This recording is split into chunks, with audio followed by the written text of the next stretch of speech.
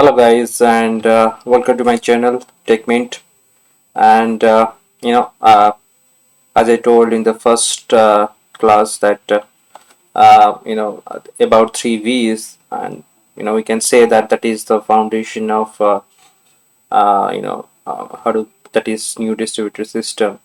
Evolution of the distributed system, and right now we'll deep down more towards distributed system. I hope my screen is visible and we'll start. Before start, I just brief about previous section. In the previous class, previous section, I just briefly discussed about three V's. We can say this is the challenges faced by the traditional systems because right now everybody can feel that in the minutes in can say in the hour we can consume so many data. Right now previously megabytes of data, right now it is terms replaced to gigabyte data. Right now if you see in the enterprise level it should be in petabytes of data. So that's why they need some systems which can handle this kind of large volume data. If you explain the three V's, that is velocity, veracity, and volume. That is the main three V's. And yeah, another two V's are there. We'll discuss subsequent video. And as of now, we'll just deep down. We will focus on these three V's first. So right now, what is the need of the distributed system? Look, in the traditional systems, is capable of handling a specific amount of data, and as I said, that size is very huge nowadays. We have unimaginable size of data are coming. I know, so that is the very big one. A second trend is the heterogeneous systems. Guys, what does mean by heterogeneous system? Right now, if I say in the layman term, you have so many operating systems are there, so many platforms are there, and so many IoT devices there. If I say IoT device in layman term, in easy term, this is not a census data. you know we can say if I give the example, that is Alexa, Amazon Alexa dot, that is I can say IoT also. It is also sending some data because it will take your input and giving some response towards your input. So yeah, so that is one of the platform. So it is kind of lot of intelligent systems are there. So the system should be there, at least one common system there who is capable of dealing with all the systems. So but this is kind of a drawback in the traditional systems. And there is a concept of scale up and scale out. If I tell scale up means, suppose I'll tell what is the meaning of the scale up and scale down. Right now we can say, as of now we just consider it, that in traditional system, old traditional system won't scale up much, and and 4000 RDBMS is very costly. AP is very much costly. If you see the RDMS in the enterprise level, that is very much costly. RDMS you can say structured data, if you say. So fifth one is a single system or standard system is building is complex. Obviously it's not cheap, because if you want to process terabyte of data or petabyte of data, so if you wish to do in one standalone system, you have to increase the process power, you have to increase the RAM speed, storage power. But making that thing is, I believe, you also people are agree with me, it is very much complex and not cheap. And in traditional system, the major drawback is that there is no common platform for the data analysis platform. That is the huge kind of huge drawback, because unless until you have the inside of the data, then there is no use of the data. So yeah, so that is the some drawbacks are there. Now the second slide is the solution of that, and the solution is scale out. So let me explain about scale up. Scale up is means, if I give the brief idea, scale up means you have a standard system, let's say your laptop, and you have a limit configuration like 2 GB of data, 2 GB of RAM, and 250 GB of hard disk. But as a max, how much you can increase? Let's say you have increased to 10 GB, 10 terabyte of hard disks and 64 GB RAM and subsequently the storage was. So let's say, but if you increase more and more, definitely this is not going to work. And in the some point, you also feel that no, it is becoming very complex day by day, and the cost is additional burden. So definitely scale up is not the solution. Like scale up is just a standalone system. You have to increase the resources there, standalone system, no other systems. But in scale out, in easy term, there will be a lot of machines in a commodity hardwares, and you have to distribute all the loads across all the hardwares. If you see my slides, it is just this is the old and famous solution of every complex problem. You have a complex problem, you have to break down in a smaller portion, and you have to deal with that. And that is the easier method to deal with all kind of complex problems across all the systems, or all the areas. So same thing is done in the scale out section. So suppose you have 10 terabyte of data storage. For example, I have given uh, you have suppose 10 terabyte of storage and 80 GB RAM is their standard system that is complex and cheap. But suppose you have a commodity hardware that is machines, 40 commodity hardware. I'm telling you, commodity hardware is cheaper than whatever we use in enterprise level, but it is not cheaper than your common our laptop. It is a little bit higher than that, but it is cheaper if you compare it to enterprise level. And so if you see my example, yeah, we can accommodate 40 commodity machines with 250 storage GB of storage with 2 GB of RAM. That is easy, easy, and this is not much too. It is not too much. Storage and RAM, and process wise, it is capable of processing this much of data and storage. And if you're able to distribute those uh, uh, petabyte of data across the all distributed system, that is the solution. This scale out is kind of a solution for that.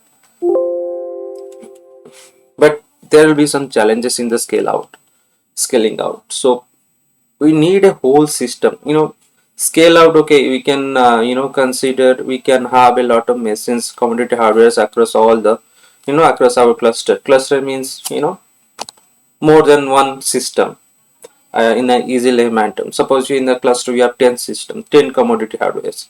That is fine, but thing is that there will be some challenges. Obviously there will be some challenges, because we have the hardware, we have the concept that okay, we have 10 commodity hardware is there, but how to connect network wise, and how to distribute the system across all the 10 machines.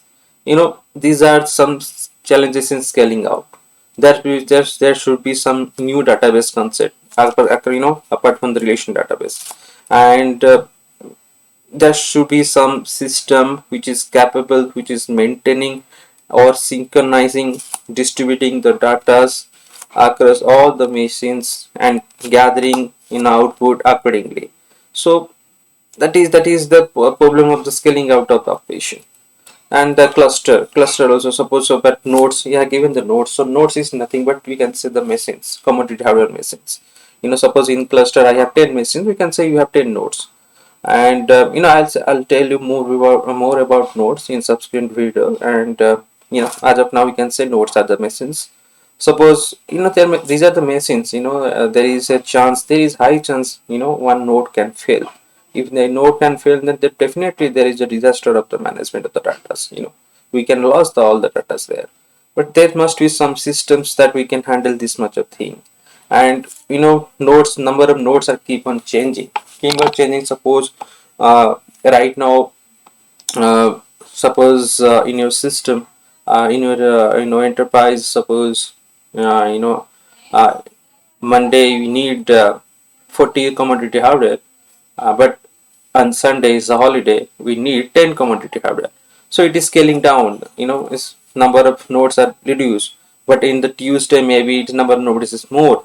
So there must be some system which we can take automatically. Okay, as per the load, okay, I need more resources, and 10 more nodes, and according to that.